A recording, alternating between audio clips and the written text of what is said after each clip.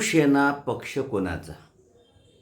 उद्धव ठाकरेचा की एकनाथ शिंदेचा? या संदर्भात गुरुवारी सर्वोच्च न्यायालयामध्ये सुनावणी पार पडली. या सुनावणीच्या दरम्यान शिवसेनेचे वकील कपिल सिब्बल यांनी दोन अत्यंत महत्त्वाचे मुद्दे मांडले. त्याच्यामध्ये पहिला मुद्दा त्यांनी मांडला की विधिमंडळ पक्ष आणि राजकीय पक्ष या दोन वेगवेगळ्या संकल्पना आहेत. परंतु निवडणूक आयोगाने काय केलं?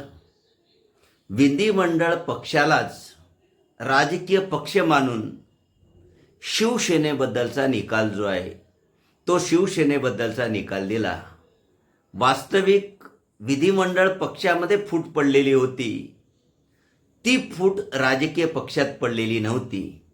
कारण जेव्हा फूट पडली त्यावेळेस शिवसेनेची जी राष्ट्रीय कार्यकारिणी आहे, या राष्ट्रीय कार्यकारिणीमधले बहुसंख्य सदस्य आणि शिवसेनेचे बहुसंख्य जे पदाधिकारी आहेत, मेंबर आहेत, हे उद्धव ठाकरेकडे होते. असे असताना देखील आयोगाने एकनाथ शिंदे यांच्या बाजूने निकाल दिला. असा निकाल देण्याचा अधिकार हा निवडणूक आयोगाला नव्हता, असा आक्षेप कपिल सिब्बल यांनी घेतला. कारण त्यांचं म्हणणं आहे की निवडणूक आयोग जास्तीत जास्त पक्षाची मान्यता रद्द करू शकते किंवा त्यांचं चिन्ह गोठू शकते, परंतु निवडणूक आयोगाने आपल्या अधिकाराचा गैरवापर केला आणि एकनाथ शिंदे यांच्या बाजूने निकाल दिला, असा दावा त्याने आपल्या युक्तिवादामध्ये केला.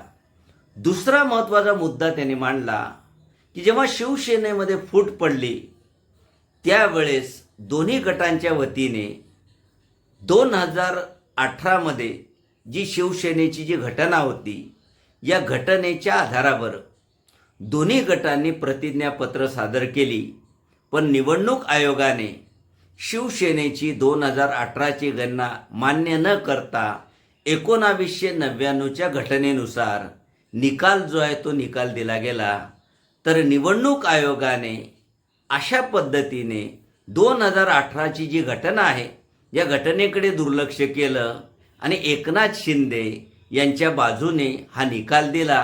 हे जे दोन्ही तथ्य आहेत, या दोन्ही तथ्यांच्या आधारावर त्यांचा दावा असा आहे की निवडणूक आयोगाने हा जो निकाल दिलेला आहे हा घटनेच्या विरोधी आहे.